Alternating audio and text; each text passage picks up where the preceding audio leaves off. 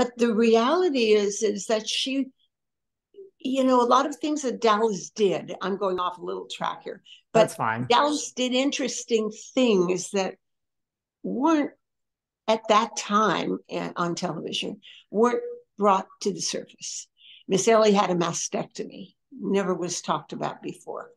Sue Ellen was an alcoholic, never was talked about before. Everything that happened back then pushed under the rug.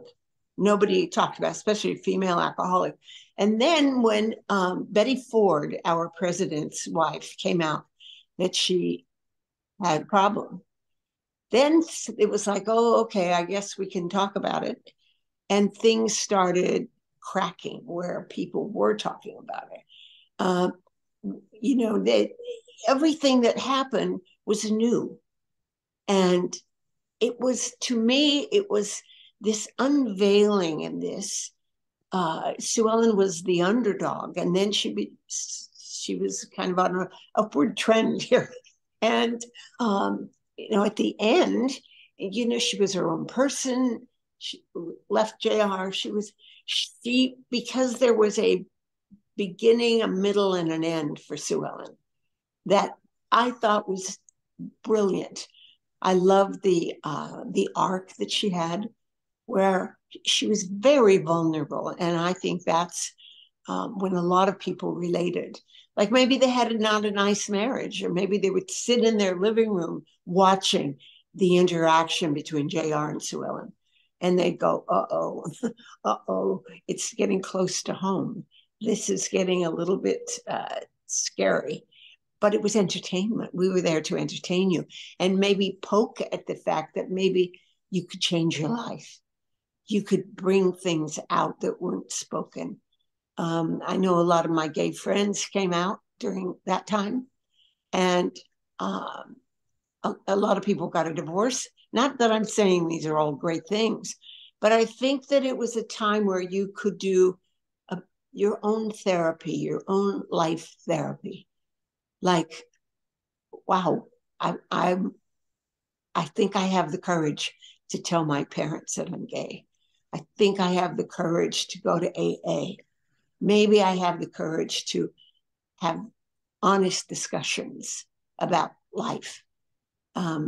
Maybe these things could happen while you're sitting on the couch. So I think that was the big surge and why people connected. Maybe my boss is just like J.R. Ewing. Maybe this is happening. Maybe this dirty deed is happening. I think it allowed people to think, kind of poke them a little bit. Like, what do you think about this? How about that? Is that what you really think? Let's think again. I think there were all those things that came out during that show. What about, yes, we learned in season 2 she was an alcoholic, and then Sue Ellen was in recovery, and then an alcoholic, and then recovery, and so there's many ins and outs. Like, how did you feel about that? I mean, did you ever say, no, I'm just not interested this season in Sue Ellen going down this road again? And like, how much of an input did you have? Or was it just like, Linda, we're doing this, so get ready? Well, I remember one day, it was very chauvinistic a comment, but I went in, I think it was after season 8. I went in, I said, I am tired of drinking. I said, I'm drinking and having affairs. This is boring. And when an actor gets bored on a long time series, the audience can tell, because you're just not, it's your job. You have to be excited about all of it. So I went in season 8 and I said, I'm done. I can't do this anymore. Women are changing. We're not just, an object, a bookend. We're not that. We're so much more, so much more. And well, it was a very chauvinistic show, frankly. And so I said, I don't want to do it anymore. And I remember a pat on the shoulder saying, but you do it so well. And I thought, I'm going crazy. I'm going to go mental in this room with these people telling me that. And I said, well, thank you very much, but I'm done. I don't want to drink anymore. And that was it. And then it was it's too long of a story, but anyway, they fired me. And I said, fine, I don't care. And then, so after season 8, Larry called me. He said, "Well, I'll see you next season." And I said, "No, they fired me." And he said, what? What do you mean they fired you?" I said, "Well, I don't want to drink anymore, and I'm just bored with Sue Ellen." And so he was like, "Okay." He said, so he said he went in and said, "If she goes, I go." Well, Larry wouldn't have gone, but anyway, it sounded good. It made him sound good. So I don't know what happened, but anyway, they brought me back. Was But at that least also they knew I was finished with this damn alcohol. They said, "Well, we'll stop you drinking, but we have to take you down." And I said, "How far down?" They said, "Down." And that's when I ended up drinking with the bag lady in the alley and all that. So, they took me down, but that's where I went. I was happy to do it, and then I came out pretty was good at the end. was that also tied to like the whole after season 8 you also wanted to direct, and I know like Larry and other people were directing, and it was all just like basically you're Yep. a woman and why would you be asking this question? It was a mess. That time was just a mess, and so I mean, it was even a worse mess because they had me. I didn't ask for any money, nothing. I just wanted to direct one episode in the next 52.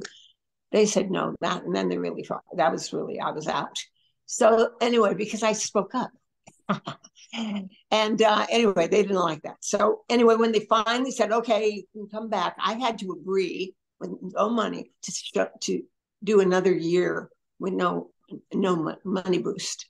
And I thought, "You are bad." And I didn't care. I got to work another year, and I got to direct, and I ended up directing 5 episodes.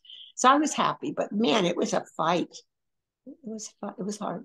Is it, because you look at like I've had Suzanne Summers on this show, Suzanne Summers would own the network now if they said, you asked for more money. I mean, she was fired. We all know that. Like, where do you think we are now? I mean, wow, we've come far. I mean, or are we still in a different way, women in Hollywood fighting a different fight? Right. Yeah. And it was, I mean, I cheer everybody on. It's like, come on, just stop all this nonsense. And but this was like in 80, I don't even remember, 6, 7. Anyway, it was a fight. But it wasn't, I wasn't angry. I just thought it was unfair that Patrick and Larry got to direct. And they told me, they said, "Well, then if you direct, the rest of the women want to direct." So I went to Barbara, Victoria, Charlene. I said, "You guys want to direct?" And everyone said, "Hell no." So I went back to them. I said, "I asked everybody, and they don't want to." So they were kind of pushed into a corner. I think they had to